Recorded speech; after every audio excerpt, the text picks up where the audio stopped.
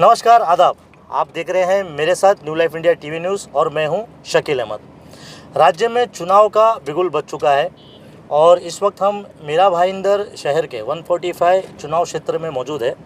हमारे साथ अपक्ष उम्मीदवार के तौर पर अरुण कदम जी साथ में जुड़े हैं। तो आइए जानते हैं क्या उनका है विज़न और किस मुद्दों को लेकर वो इस चुनाव क्षेत्र में उतरे हैं। अरुण कदम जी, आपका बहुत बहुत स्वागत है हमारे चैनल में।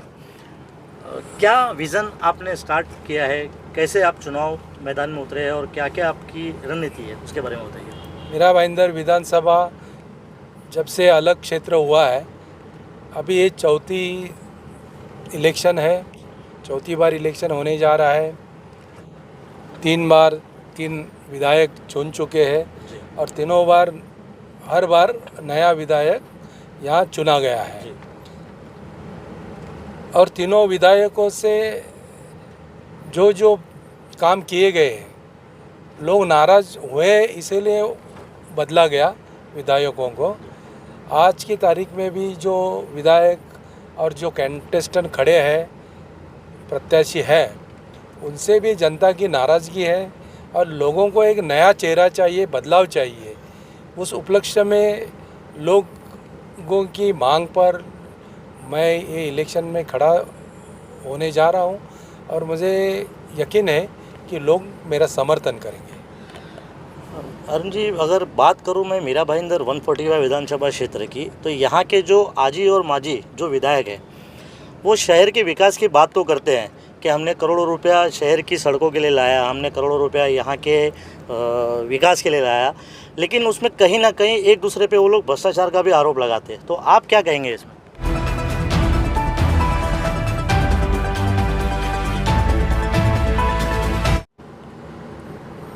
निधि लाए हैं, काम कर रहे हैं, लेकिन उसमें भ्रष्टाचार जरूर हुआ है और भ्रष्टाचार अभी लोगों को तो पता है, लेकिन एक दूसरे पे उन लोग आरोप प्रत्यारोप कर ही रहे, तो उससे लोगों को तय हो जा रहा है कि इसमें भ्रष्टाचार नक्की हुआ है।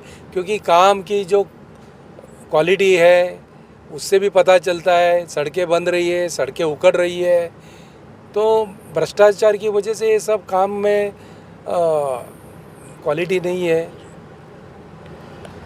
अरुण जी, अगर 145 विधानसभा की बात करूं तो तकरीबन 5 लाख से ज़्यादा यहाँ पर वोटर्स है और इसी क्षेत्र के अंदर एक क्षेत्र ऐसा आता है, एक जो इलाका है वो नया नगर की अगर मैं बात करूं तो कई जो नेता है पार्टी के, नया नगर को कोई जिहादी नगर कहता है तो कोई रोहिंग्या बांग्लादेशी कहकर इसको नाम देता है। आपकी क्या सोच है और आप मुस्लिम समाज के लोगों को क्या संदेश देंगे, ये बताइए।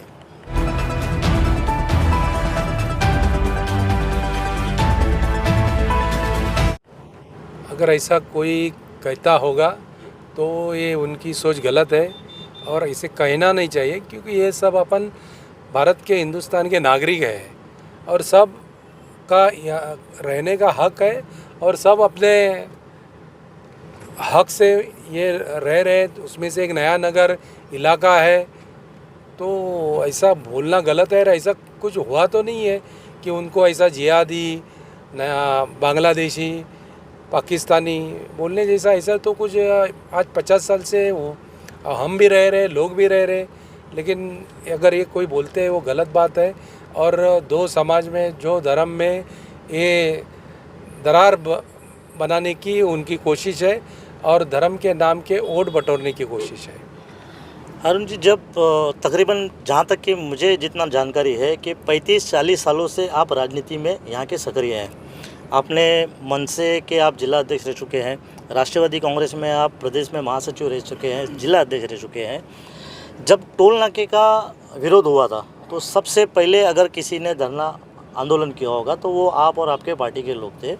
और जब टोल नाका बंद हो गया, आज वो टोल नाका बंद हो गया लाइट मोटर व्हीकल के लिए, तो सभी पार्टी के लोग अपना अपना श्रेय लेने के लिए वहाँ लड्डू, हार, माला लेके पहुँच गए हैं।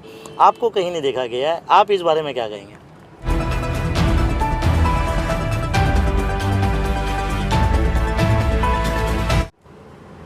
सबसे पहले तो टोल नाका का आंदोलन मनसे ने, राज साहब ने छेड़ा था।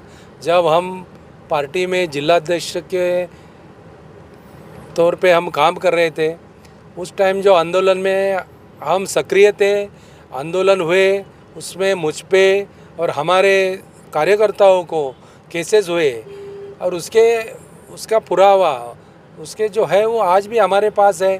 लेकिन आज जब टोल नाका का टोल कैंसिल हुआ है तो सब श्रेय लेने को है। वो खाली जब जीआर निकला, ऑर्डर निकला तो सब आ रहा है कि हमारे वजह से हुआ है, लेकिन ऐसा कुछ नहीं। ये चुनावी माहौल है तो सरकार ने टोल माफ़ी कर दी ताकि लोगों को राहत महसूस हो और लोग ये चुनाव के माहौल में उनको वोट दे। इसी वजह से टोल नाका का टोल कैंसिल हुआ है, लेकिन उसके लिए आंदोलन तो हमने किया है। अभी हम शहर की उन्नति की बात करते हैं तो सबसे पहले जो वर्ग आता है वो आता है युवा वर्ग। लेकिन युवा वर्ग के लिए यहाँ पर आज तक किसी ने कुछ किया नहीं है। जैसे शहर में एक स्टेडियम की कमी है, शहर में एक अच्छे एजुकेशन जो मिलना चाहिए युवाओं को वो नहीं मिल रहा है। उसके लिए आप क्या करेंगे युवाओं के लिए? अपने शहर में एक सुभाष चंद्र बोस मैदान जो फ़िलहाल है, उसकी क्षमता एक स्टेडियम बनने इतनी उसकी क्षमता है, लेकिन आज तक किसी ने उससे स्टेडियम बनाने के लिए प्रयास नहीं किया है। मुझे मौका मिलता है तो मैं सबसे पहले वो स्टेडियम बनाने के लिए कोशिश करूँगा। उसके लिए जो भी प्रयास है वो करूँगा और स्टेडियम ज़रूर बनाऊँगा। दूसरी बात है कि यहाँ जो युवा वर्ग है, शिक्षा के लिए कोई सुविधाएं नहीं है। जो म्यूनसिपाल्टी की स्कूलें है वो बंद हो चुकी है, प्राइवेट स्कूलें हैं उसमें लोगों को फीस परवड़ता नहीं है। तो म्यूनसिपाल्टी ने भी ये सब अपना शिक्षा का स्तर बढ़ा के आम आदमी को शिक्षा के लिए मौका मिले, ये सब सुविधा देनी चाहिए।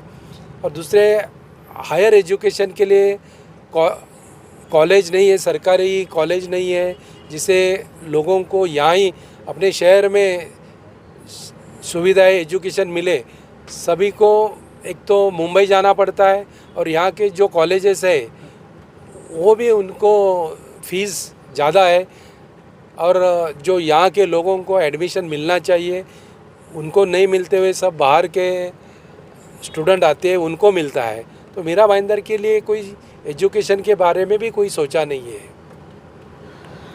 भाई, जैसा कि देखा गया है कि आपने हमेशा एक सेकुलर विचार को सबके सामने रखा है और चाहे वो मुस्लिम समाज हो, हिंदू समाज हो, जैन समाज हो या बंजारा समाज हो, आपको हर कार्यक्रम में देखा गया है। ईद मिलाद के टाइम पे देखा गया है, नवरात्रि के टाइम पे देखा गया है, गणेश उत्सव में देखा गया है। तो अगर यहाँ की राजनीति की बात करें तो कोई नेता धर्म की बात करता है तो कोई नेता कर्म की बात करता है। आप किस तरीके से इसको हैंडल करेंगे?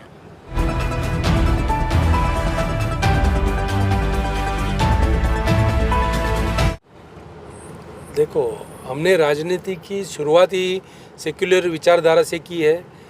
मैं युवक कांग्रेस का पदाधिकारी था, युवक कांग्रेस की ओर से मैं नगर सेवक था और उसके बाद भी राष्ट्रवादी पार्टी का जिलाध्यक्ष। तो सेक्युलर विचारधारा के माध्यम से ही अपना कामकाज चालू है, पूरी राजनीति चालू है और मैं ये सब धर्म की राजनीति में विश्वास नहीं रखता हूँ। मेरा यही मकसद है सभी जाति, धर्म, समाज, पंथ सबको साथ में लेके मैं काम करता हूँ, करते आया हूँ, आगे भी करूँगा।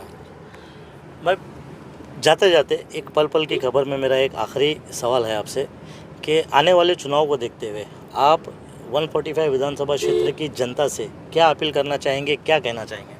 मैं आपके चैनल के माध्यम से सभी जनता से ये निवेदन करता हूँ, आज तक अभी सभी नेताओं को देखे है, उनका कार्यकाल, कार्यभार, कार्य पद्धति देखी है।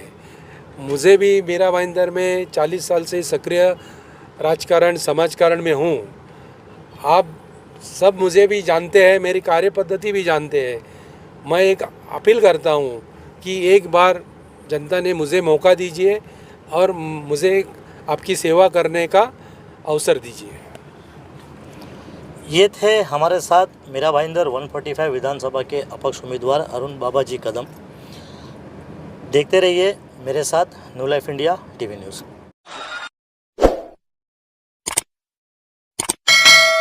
Subscribe now and press the bell icon. Never miss an update.